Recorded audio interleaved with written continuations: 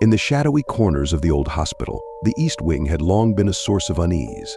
Closed off for years after the hospital's expansion, it had become a place of whispered rumors and eerie tales.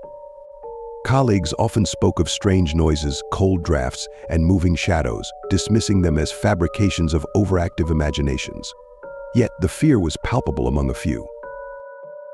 One night, I found myself working an extra shift due to a staffing shortage.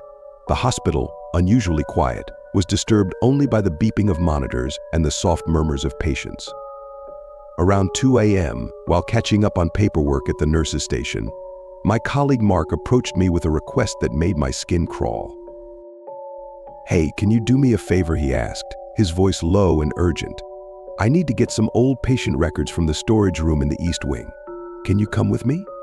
I don't want to go alone." I hesitated. The East Wing had been abandoned for years, shrouded in mystery and fear. Nevertheless, seeing the anxiety in Mark's eyes, I agreed. We grabbed a flashlight and ventured down the dimly lit corridors, the air growing colder with each step. Reaching the heavy wooden door of the East Wing, Mark fumbled with the keys. The door creaked open, revealing an interior filled with musty air, cobwebs, and abandoned medical equipment. Our flashlights cut through the darkness as we made our way down the eerie corridor. "I think the storage room is at the end of this hall," Mark whispered. Shadows seemed to dance in our peripheral vision, and the cold grew more intense. Finally, we reached the storage room, where Mark began searching for the files while I kept watch. Suddenly, a faint whisper filled the air. "Did you hear that?" I asked, my heart pounding. Mark, focused on his task, dismissed it until the whispering grew louder and more distinct. We stepped out of the storage room, our flashlights revealing a shadowy figure at the far end of the corridor. The figure was barely visible, a dark silhouette that sent chills down my spine. Mark called out, "Who's there?" but received no response. Summoning my courage, I took a step forward, but the figure vanished into thin air. We rushed back to the storage room, only to find the door slamming shut behind us, plunging us into darkness. When I finally managed to turn on my flashlight, the beam revealed terrifying words scrawled on the wall.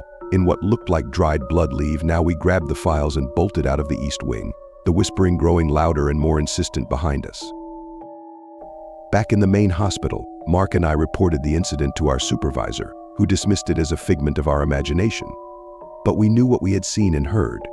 The East Wing became a place of legend among the night shift staff.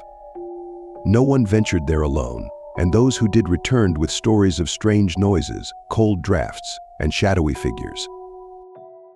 Even now, as I walk through the hospital corridors, I can't help but glance towards the East Wing, half expecting to see that shadowy figure watching and waiting. Story 2: The Phantom Patient. Working the graveyard shift in the emergency room was always a surreal experience. The dim lighting, the hum of machinery, and the occasional distant sounds could make the mind play tricks. But one night I encountered something that defied any logical explanation. Around 3 a.m., during a quiet period in the ER, I was at the nurses' station updating patient charts when a new patient appeared on the electronic monitoring system. The screen showed room 12 with the name John Doe. While unidentified patients were common, there was something unsettling about this particular entry. I grabbed the chart and walked to room 12. The corridor was eerily quiet, and a cold draft swept through, making me shiver. I dismissed it as the old air conditioning acting up. Pushing open the door, I found an older man lying on the bed with sunken eyes and a gaunt face. His hospital gown was worn and tattered.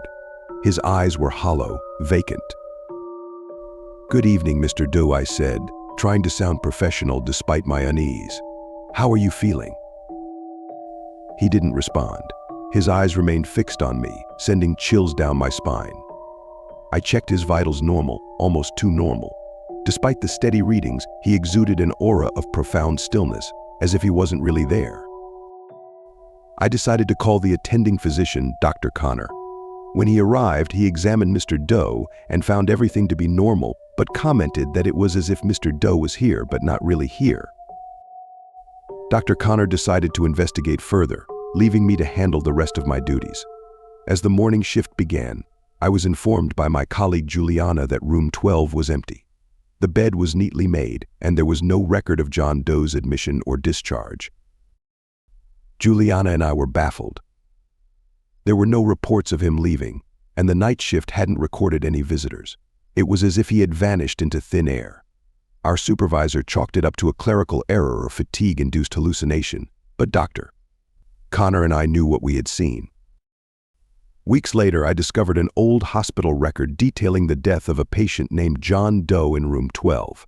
He had died under mysterious circumstances, and his body had never been claimed. The record claimed his spirit haunted the hospital. The experience left me with a profound sense of unease and a newfound respect for the unexplained. Hospitals are places of healing, but they also hold on to the energies of those who have passed, sometimes lingering, waiting to be acknowledged or set free.